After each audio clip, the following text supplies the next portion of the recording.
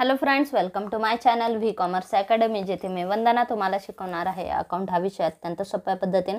मुलांना सध्या आपण टाइप्स ऑफ एरर हा टॉपिक डिस्कस करत आहोत किंवा रेक्टिफिकेशन ऑफ एरर हा टॉपिक डिस्कस करत आहोत. याच्यामध्ये आपण टाइप्स ऑफ एरर शिकत आहोत. टाइप्स ऑफ एरर मध्ये आपण याच्या आधीच्या व्हिडिओमध्ये आपण काही प्रकार डिस्कस केलेले आहेत. तर आजच्या व्हिडिओमध्ये आपण कॉम्पेन्सेटिंग एरर हा प्रकार डिस्कस करणार आहोत. तर व्हिडिओ महत्त्वाचा आहे, त्यामुळे कुठेही स्किप न करता बघा. तुम्ही जर चॅनलला नवीन असाल तर चॅनलला सबस्क्राइब करा आणि व्हिडिओ तुम्हाला कसा वाटला हे देखील कमेंट करून कळवा आणि व्हिडिओला ॲटलिस्ट एक लाईक नक्की करा. तर चला सुरू करूया आजचा व्हिडिओ. तर आजच्या व्हिडिओमध्ये आपण कॉम्पेन्सेटिंग एरर म्हणजे काय ते बघणार आहोत. तर कॉम्पेन्सेटिंग एरर म्हणजे काय?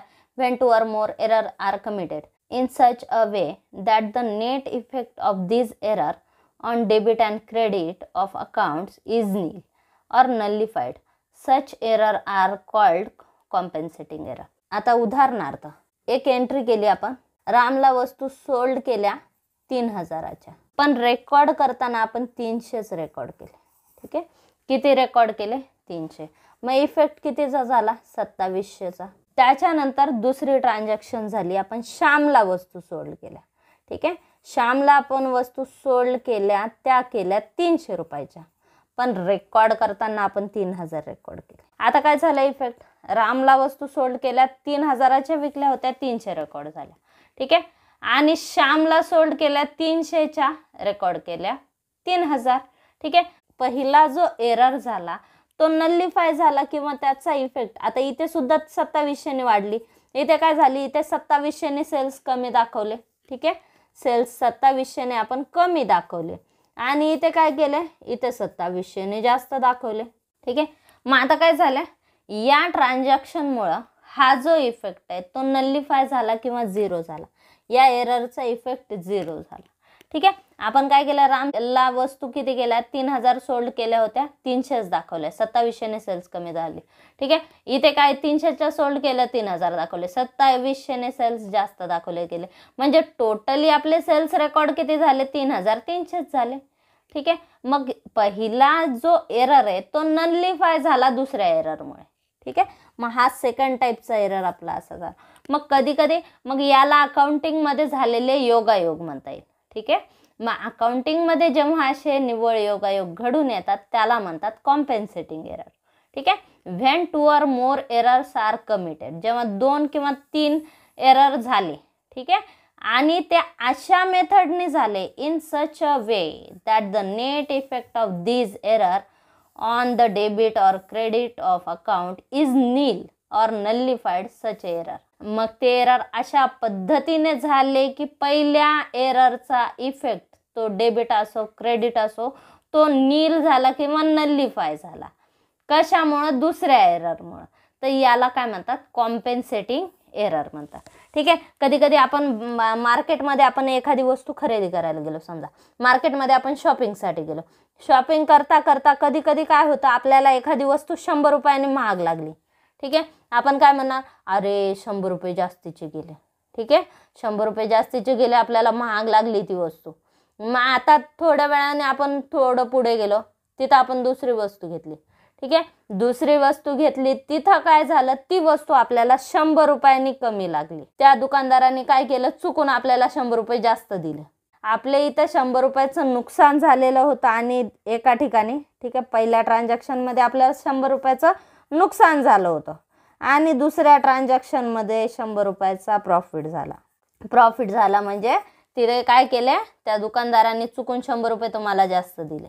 मग याच्यामध्ये किंवा त्याने तुम्हाला ती वस्तू 100 रुपयाने कमी केली.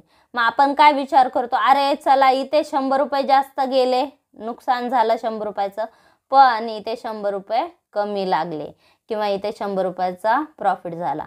मग आपला लॉस काय झाला? बरोबर झाला का नाही? ठीक आहे, इफेक्ट काय झाला? इथे नलिफाय झाला. तर या टाईपचे एरर ज्यावेळेस अकाउंटमध्ये घडतात याला म्हणतात कॉम्पेन्सेटिंग एरर. ठीक आहे, 2 किंवा 3 एरर असे होतात की ज्याच्यामुळं पहिल्या एररचे इफेक्ट नील होतात, नलिफाय होतात. कशामुळे? दुसऱ्या एररमुळे. मग या टाईपच्या एररला कॉम्पेन्सेटिंग एरर म्हणतात आणि अकाउंटमध्ये अशा टाईपचे एरर देखील घडतात. These error do not affect the agreement of trial balance. याच्यामुळे या टाईपच्या एररमुळे आपल्या ट्रायल बॅलन्सची total agreement of trial balance म्हणजे काय, ॲग्रीमेंट ऑफ ट्रायल बॅलन्स म्हणजे ट्रायल बॅलन्सची टोटल टॅली झाली पाहिजे आणि या टाईपच्या एररमध्ये आपल्या ट्रायल बॅलन्सच्या टोटलवर काहीच इफेक्ट होत नाही. ठीक आहे, त्यामुळे these error do not affect the agreement of trial balance. आता या टाईपच्या एररचं एक्झाम्पल काय, on May 10th, 2024 a sum of ₹3,000 paid to Radha is posted as ₹300 to the debit of his account. ठीक आहे, 10 मे 2024ला 3,000 रुपये दिले कोणाला, राधाला. ठीक आहे, पण रेकॉर्ड किती केले, 300 रुपये. ठीक आहे, तिच्या अकाउंटला कितीची पोस्टिंग केली, 300ची. म्हणजेच इफेक्ट कितीचा झाला, 2700चा इफेक्ट झाला. 2700 रुपये आपण कमी दाखवले तिच्या अकाउंटला. ठीक आहे, तिच्या डेबिटला 2700 रुपये कमी दाखवले म्हणजे डेबिट इफेक्ट आपण 2700नी कमी केला. ठीक आहे, डेबिटची अमाऊंट आपली 2700नी कमी झाली. On 21 May 2024 sum of ₹300 paid to Mohan. ठीक आहे, आता मोहनला आपण 21 मेला मोहनला 300 रुपये दिले, पण रेकॉर्ड किती केले आपण, 3,000 दिले म्हणून रेकॉर्ड केले. ठीक आहे, इथं आपण 3,000 दिले होते, 300 रेकॉर्ड केले. इथं 300 दिले, 3,000 रेकॉर्ड केले. ठीक आहे, मग नेट रिझल्ट किती झालं, net result will be 0. Okay, मग इथे सुद्धा आपण काय केले, इथे सुद्धा 2700चा आपला इफेक्ट झाला. 2700 रुपये आपण डेबिटला जास्त दाखवले. ठीक आहे, इथं कमी दाखवले होते डेबिटला आणि इथं डेबिटलाच जास्त दाखवले. ठीक आहे, डेबिट साईडला जास्त दाखवले. मग या टाईपचे एरर काय झालं, या टाईपचा एरर झाला कॉम्पेन्सेटिंग एरर. ठीक आहे, पहिला एरर हा झाला एरर फर्स्ट, 1 नंबरचा एरर, आणि हे झालं एरर सेकंड. पहिल्या एररमध्ये जो परिणाम झालेला आहे तो नलिफाय झाला दुसऱ्या एररमुळे. ठीक आहे, मग या टाईपचे ज्या वेळेस एरर होतात ते याला म्हणतात कॉम्पेन्सेटिंग एरर. पहिल्या एररचा जो नेट रिझल्ट आहे तो 0 झाला दुसऱ्या एररमुळे. ठीक आहे, तर या टाईपच्या एररला म्हणतात compensating error. Error of one, first transaction nullified by other second transaction. This type of error is compensating error. ठीक आहे, एका एरर फर्स्ट ट्रान्झॅक्शनचा जो एरर आहे किंवा इफेक्ट आहे तो नलिफाय झाला दुसऱ्या ट्रान्झॅक्शनमुळे किंवा दुसऱ्या ट्रान्झॅक्शनच्या एररमुळे.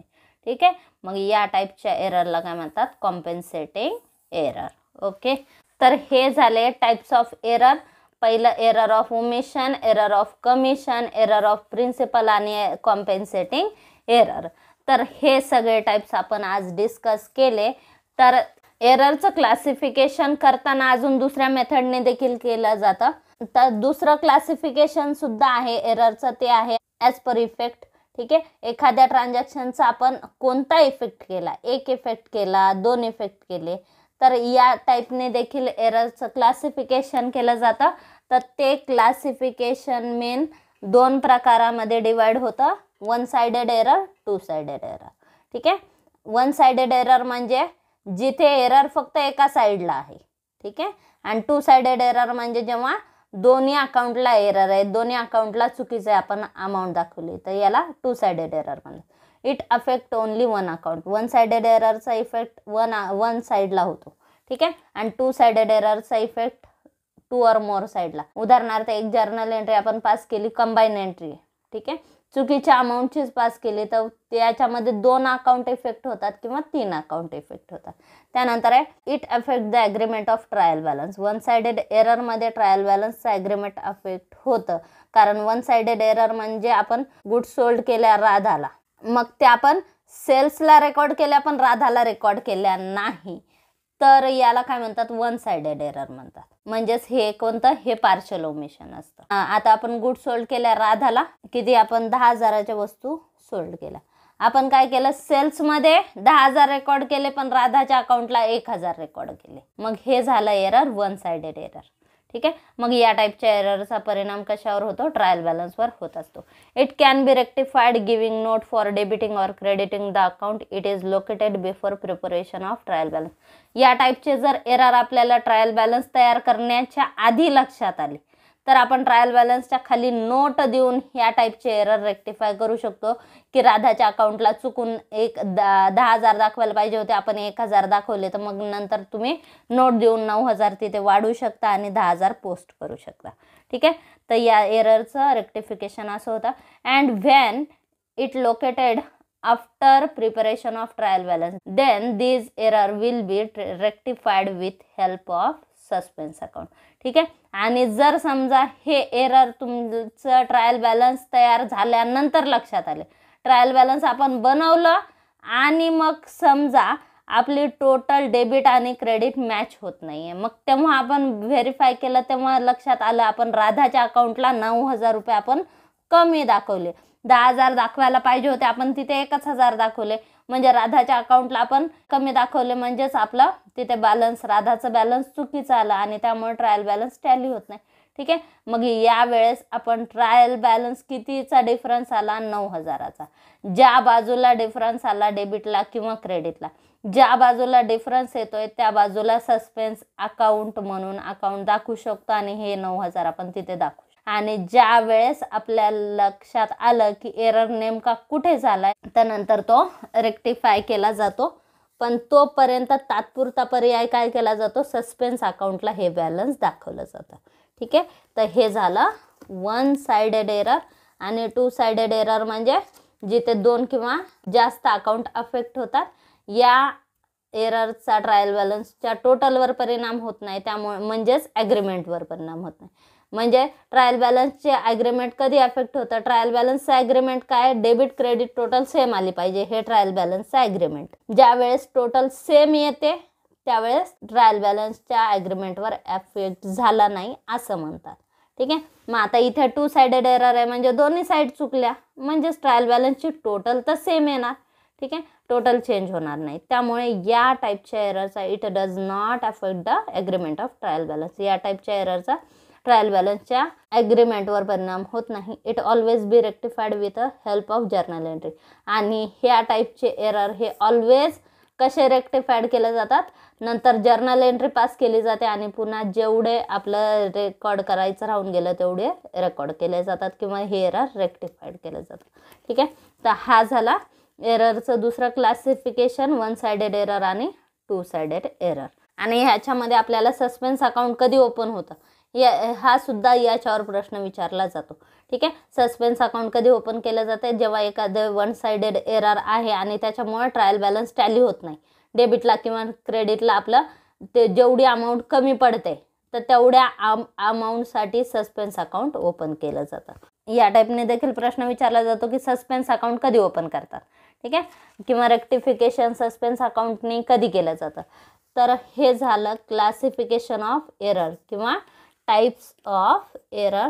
टाइप्स ऑफ एरर मग हे कोणते घेतले आपण, ॲज पर इफेक्ट. इफेक्ट कोणत्या बाजूला होतो एररचा, मग याच्यानुसार 2 प्रकार आहेत, 1 साइडेड एरर, 2 साइडेड एरर. तर हे झाले types of error. Rectification of एररमध्ये याच्यावर प्रश्न विचारले जातात टाइप्स ऑफ एररवर, आणि याच्यावर रेक्टिफिकेशन कसं केलं जाईल याच्यावर देखील प्रश्न विचारले जातात. याचे MCQ क्वेश्चन देखील महत्त्वाचे. तर पुढे आपण याचे MCQ आणि रेक्टिफिकेशनचे देखील व्हिडिओ बघणार आहोत, त्यामुळे चॅनलशी कनेक्टेड राहा. व्हिडिओ तुम्हाला कसा वाटला हे कमेंट बॉक्समध्ये नक्की कळवा. चॅनल अजून सबस्क्राईब केलं नसेल तर सबस्क्राईब करा, व्हिडिओला लाईक करा, शेअर करा आणि सबस्क्राईब करा. थँक्यू.